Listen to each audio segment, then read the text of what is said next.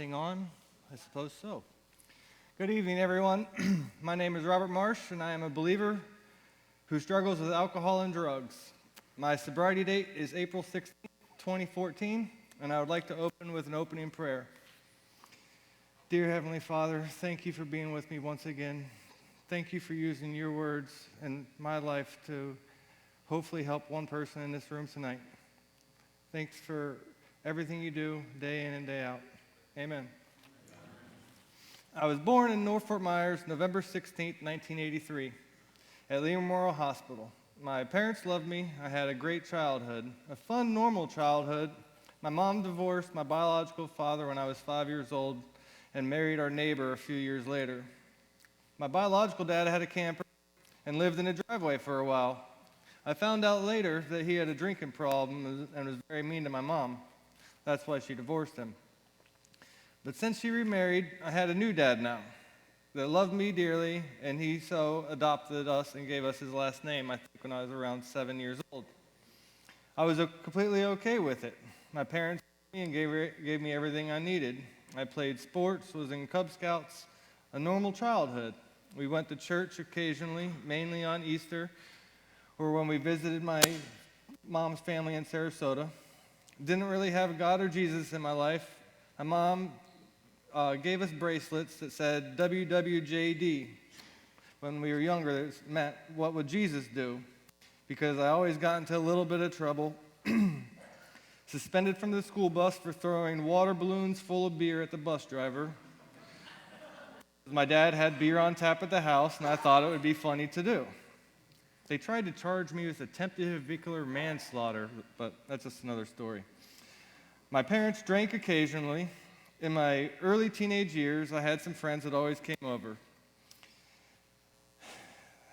They just started high school, and they said that they're the ones that told me that my mom smoked weed and we should smoke some. This was the year right before I started high school, so my parents were not home, and me and my friends snuck in there and took some of my mom's weed and smoked it. Didn't get caught, nothing happened, didn't get in trouble. And so when I started high school, my friends started drinking and smoking weed whenever we could. My grades at school have been on a slow decline since the 4th grade. My freshman year, a couple of friends of mine went to go visit my biological dad. He had cases of warm Milwaukee's Best in the corner of his house. He was drinking it warm. He told me and my friends that his roommates would not drink it warm. And when we left his house, I was so embarrassed. I knew he was still an alcoholic and only saw him a couple times a year, if that. When I was 17 years old, I was arrested for possession of alcohol. My mom let me and my friends smoke weed and drink at the house. She knew we were safe, but when I was arrested, she came and picked me up. Never went to jail, just a court date, and the judge had me do community service and a 500-word essay, which I talked about how horrible my biological father was and was for him being an alcoholic, and how he treated my mom, and that I did not want to be that person, and that I learned my lesson. Which in all reality, the next weekend, I was back at it again. Later that year, my mom was in a head-on collision driving to work one morning and ended up dying at 40 years old in a car crash. The lady who hit my mom had a heart attack while driving. I was a lost mama's boy, all depressed and no direction in life, just lost in my own selfish ways. By this time, I was drinking and using drugs whenever I had the chance. It made me feel accepted and center of attention, and I loved it. In my young 20s, my family had an intervention on me. Said either go to rehab or they were going to Baker Act me. I gladly went to rehab. I knew I had a problem, went to detox, then a halfway house in Port Charlotte. I felt great.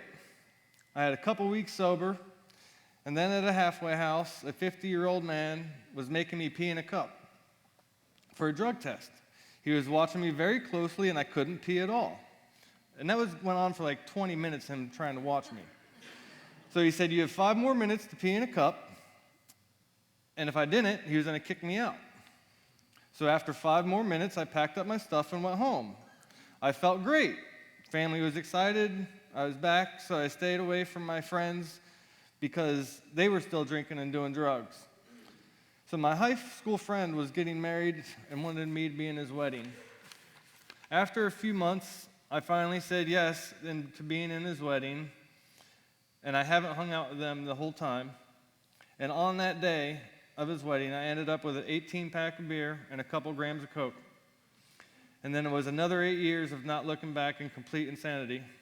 Bounced around from friends and family who would let me stay with them for short periods of time. Always felt as a loner and always looking for a handout. Knocked up a girl and had a son. She was going to move to Ohio with her family, and I just let her take my son with her. Ended up getting a DUI in 2011, and this is where I started to understand my drinking and drugging had complete control over me. I wanted to stop but couldn't. I ended up meeting my ex-wife on probation for that DUI, and she was the drinking buddy, and that wouldn't let me drink and drive. So I was like, great, now I won't get another DUI, just got taxis when we went out. By this time, I was getting mean when I got drunk and using a lot of other drugs, pain pills, coke, alcohol. I was a complete garbage can for any type of drug. We ended up having a daughter and naming her Grace. My drinking was getting on my ex-wife's nerves, so I cut down on my drinking and started doing more drugs that I could hide.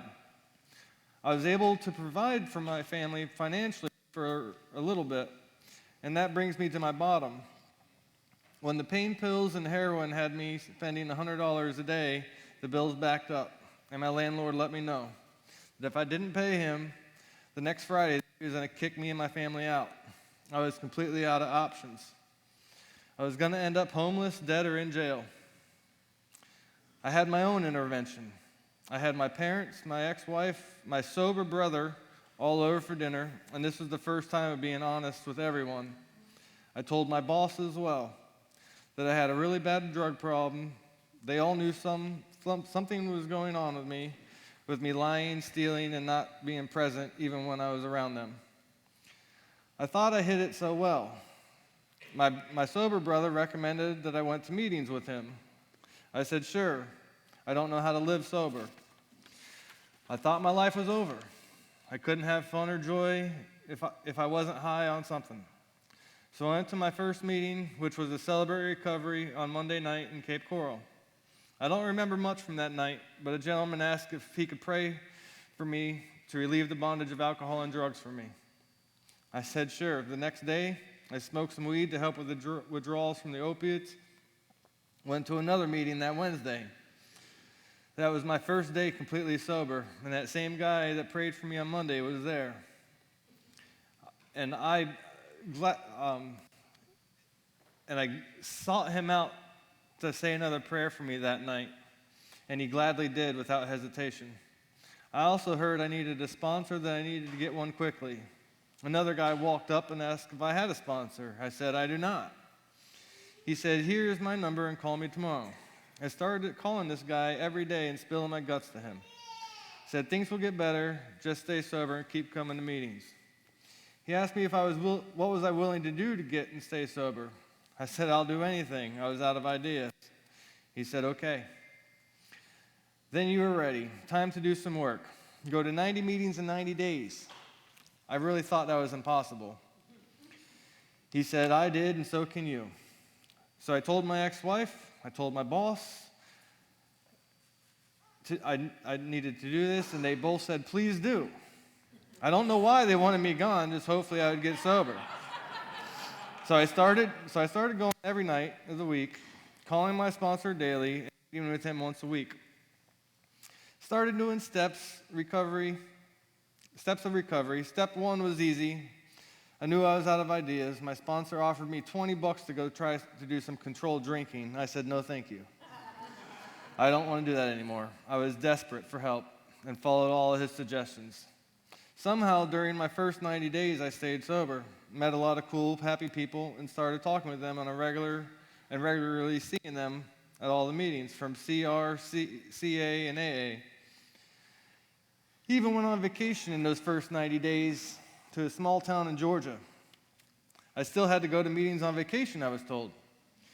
I didn't even know there were actually meetings in a small town in Georgia. So I had a meeting set up every night of the week within 45 minutes from where I was at.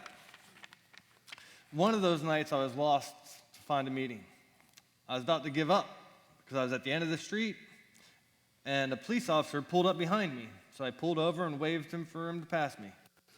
He pulled up to my window and asked if I was lost and asked where I was looking to go. I said the name of the church, and he said, "Great, follow me." I know, right where I was. So in other words, I had a police officer escort me to an AA meeting. I shared that story several times, and looking back, it's seeing God work in my life. I started to enjoy the fellowship in different meetings and people in recovery. I started to find joy and be happy without drugs and alcohol. That guy praying for me really helped. I talked to my grandma several years later in recovery, and I was telling her how God has been working in my life, and she started to see it. She started to crying on the phone and told me that she has never stopped praying for me. And that gave me incredible goosebumps. I was feeling and seeing God work in my life, and my sponsor having me kneel down to do the third step prayer with him and ask God to come into my life. That all I could have done, come into my life, and that he could have all of me, the good and the bad. Things really started to change. And then in the big book of Alcoholics Anonymous said, now into vigorous action, and to start doing my fourth step. Went with the big book of AA and started doing it. I was feeling good, resting on my laurels, and procrastinating for at least 6 months on the fourth step because I read ahead and didn't want to tell that stuff to my sponsor. Full of fear and just hid from actually doing it. That one guy who prayed for me at the first 2 meetings said, if I don't do my fourth, I'll drink a fifth. That scared me, so I started praying more and got the willingness to do the fourth step because I didn't want to drink or do drugs again. The fourth step was a big boogeyman that wasn't even there. The fifth step was with my sponsor. That day was a lot more peaceful. My sponsor shared some things with me from the very beginning that set me at ease. The stuff that I wasn't going to share ended up coming out first. And when he assured me that him and God both forgave me and that I should also forgive myself. The next major part in my recovery was when I was doing my 9th step amends. And this is where the promises of AA were coming true for me. Making amends to my family and people that I had harmed ensured I was on the right path. Some of the financial amends had major impact on me. When I was younger, I always stole a bunch of candy, cigarettes, beer, sodas from the gas station near my parents' house on Del Prado. I had so much fear to go and make this amends to the store. Months had gone by. I finally had enough courage, or was tired of my sponsor asking me, how are those amends going? So I went in this random day and asked to speak with the manager. I told her that I was in recovery and didn't want to drink or do drugs anymore, that I needed to make amends for what I had done. She told me to hold on. She went to the back office, and it seemed like 5 minutes. I really thought she was calling the police, and they're about to come surround me, and I was going to call the police, and they were coming for me for something I did 10 years earlier. I'm thinking about just running out the door and never coming back. The manager and another lady came out of the office, and it was the district manager of the entire district. I told her the exact same thing I told the manager. She asked me how much I thought I had stolen. I said I wasn't even entirely sure. She said, well, how about you pay back $100? Whenever you get the money, just put it in the envelope addressed to her and give it to the clerk and have them put it in the safe. I was blown away by what she suggested. I really thought I was going to jail. The rewards from doing this kind of stuff is unreal. Before I got sober, my brother and biological father were both sober. So after I got sober, I started talking and being more active with restoring these relationships. I was 2 years sober. My biological father was diagnosed with stage 4 throat cancer. He passed away very quickly. At the same time, I had the opportunity to get custody of my son that was in Ohio. My biological father helped and encouraged me to get custody of him the correct way through the courts. After he passed, I was granted full custody of my 5-year-old son through the courts of Ohio. I was about 3 years sober.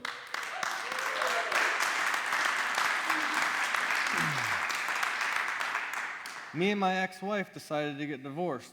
I thought my life was falling apart. I was all depressed, not trusting God in any way. I had to move back in with my parents, and I was 3 years sober.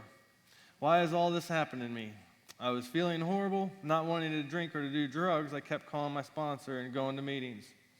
I finally gave everything to God. It was very difficult for me to do. I thought I had to have some control of my life. When I finally gave it all to God, my life continued to change.